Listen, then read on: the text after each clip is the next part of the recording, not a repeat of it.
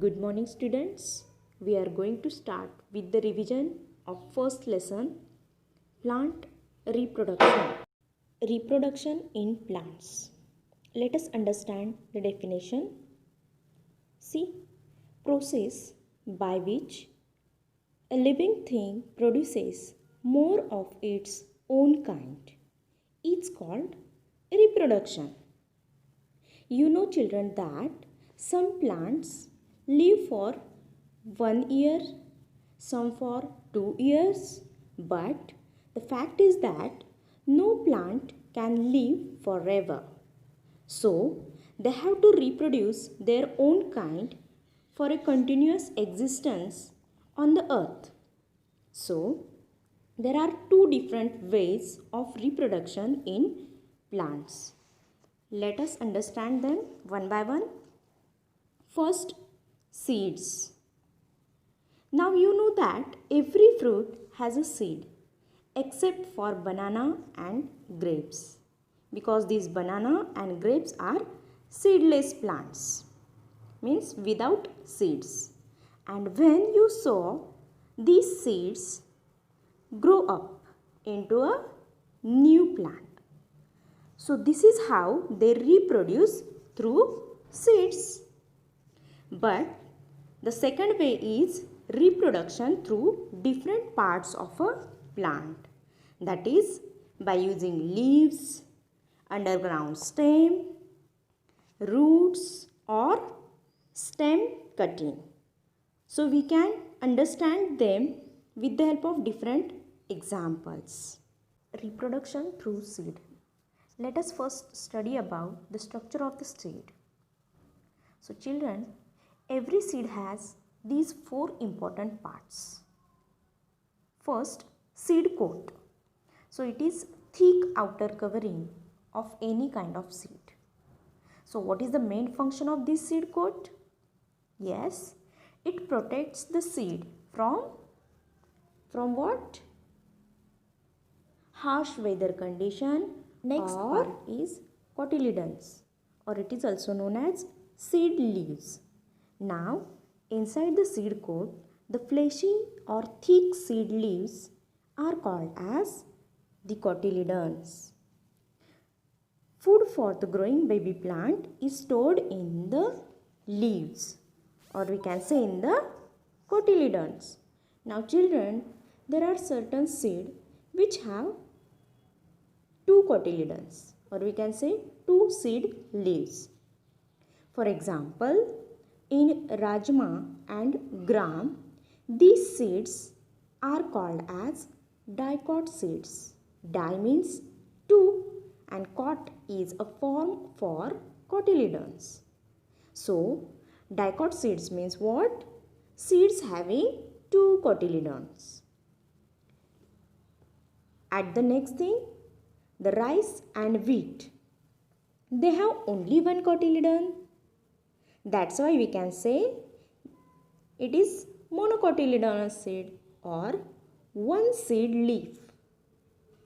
Mono means again one seed or single seed, and again cot is a form for what? Cotyledons. Yes. The next part, baby plant, or also called embryo. So this baby plant or embryo present inside the seed. It contains a small root, also called radicle, and small shoot, also called plumule. Small shoot is also called plumule, which always grows above the soil, while small root is also called radicle, which always grows below the soil. Now, fourth part is seed hole or micropyle. On the seed, there is a place where you can find a scar, or we can say mark. This scar or mark is also called hilum. H-I-L-U-M. Hilum. Now, this is the place where seed is attached to the fruit. On the top of this scar, you can find tiny or small hole which is called as a micropyle. So this hole allows water to enter the seed. Now this is the structure of a dicot seed where you can find the outer seed coat, two cotyledons or the seed leaves, and the small baby plant. So carefully revise this. Redraw this diagram once again in your rough notebook. Okay? Now let us understand the next part, seed germination. The growing of a baby plant from the seed into a seedling is called simply seed germination. Now this is a process in which when you sow the seed in the soil and when you get right conditions like air, water or warmth, or we can say sunlight, the small seed starts growing and becomes a seedling. This whole process is called as simply seed germination. Now children, you must understand this thing.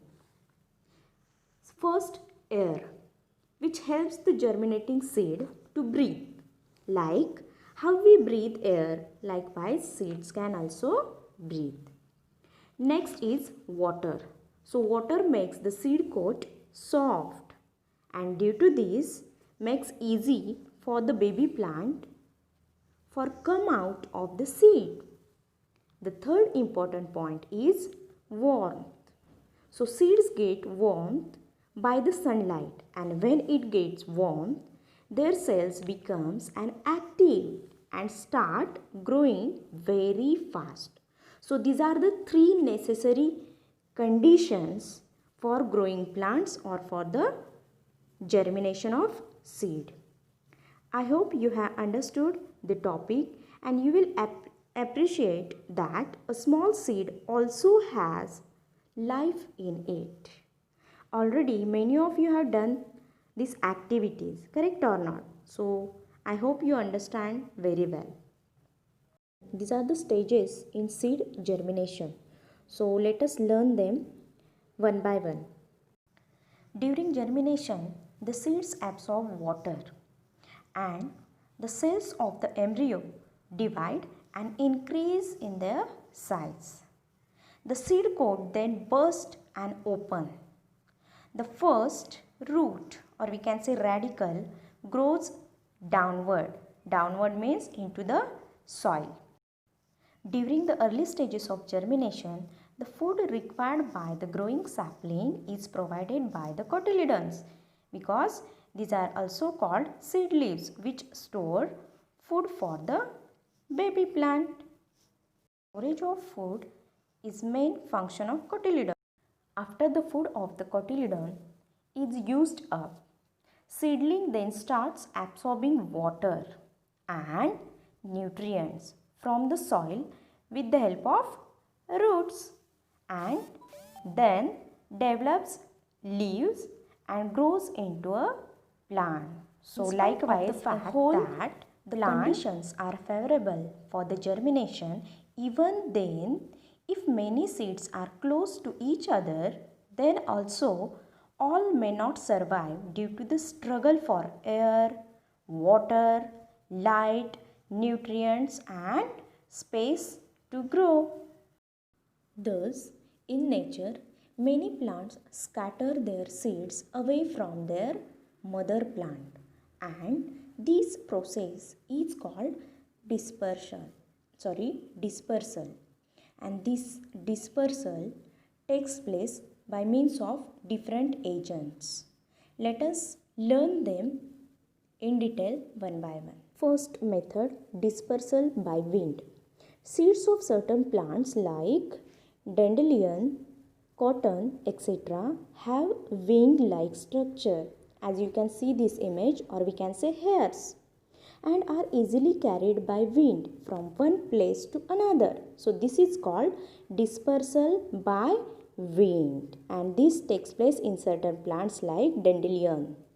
Second method, dispersal by water.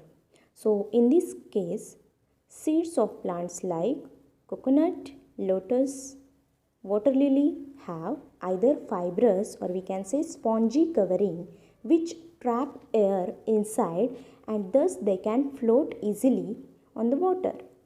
So water carries these seeds from one place to another place. So this is called dispersal by water.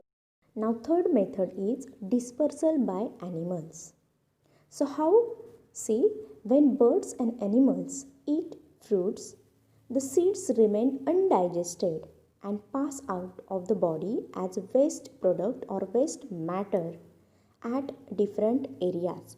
So this is again dispersal by animals. So through these animals also dispersal of seed can takes place.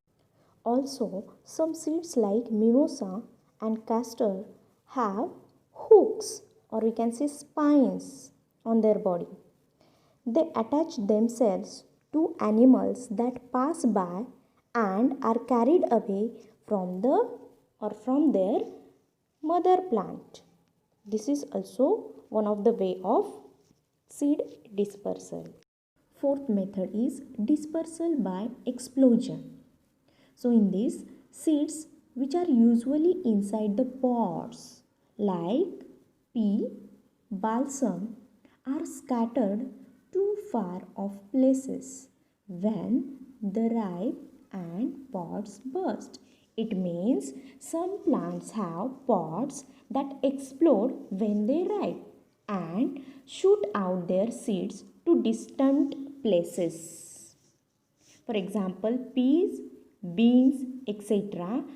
they keep their seeds in a pod. When seeds become ripe, the pod dries and it bursts out and scattered the peas and beans seeds. Fourth, different ways of dispersal. So, as we have learned different ways of reproduction, in that we have learned vegetative propagation. Vegetative propagation means what? Means reproduction takes place through different parts of plants such as root, stem, leaves or stem cutting. Let us learn their example and understand them well. Reproduction takes place through roots. So plants like dahlia, carrot, turnip, sweet potatoes can grow into new plants from their roots. You can see this image. Now this is an example of vegetative reproduction or vegetative propagation takes place through leaves. So this is the bryophyllum leaves. The leaves of certain plants like bryophyllum has small buds or notch on their leaf margin as shown in this diagram or in this figure, which grow into a new plants once they fall on moist soil. So this is an example of vegetative propagation takes place through plant parts such as leaves. An example of this what? Bryophyllum. In Marathi we call as panfuti. What we call? Panfuti. What is the spelling? Bryophyllum. Bryophyllum. Plants such as potato, ginger, onions grow from underground stem. So this is the next method of vegetative propagation takes place through stems. And through stem, which different plant parts grow? Yes, ginger, potatoes, onions, these are the example of underground stem. So through underground stem they can grow. Now this is an example of stem cutting. So plants like rose, sugarcane can be grown simply by cutting of stem or we can say stem cutting. Which are those example? Rose, sugarcane. Revise it again and learn it. Okay. Now this is an wonderful example of reproduction or we can say vegetative propagation takes place through formation of spore. So which plant can produce like this? Simply fern. Which plant? Fern, F-E-R-N, fern. Children, maybe many of you have noticed this plant near our school campus. Okay, so if you will see on the body of this plant, you can see small dotted structure, and these are the spores. So through this spore, this vegetative propagation can takes place, and the example is fern. And at last, these are the homework question. You can solve it in your rough notebook properly. Learn it. Once again, revise this lesson properly. Once again, go through these videos. Learn different spellings like cotyledons, fern, bryophyllums, micropyle and all.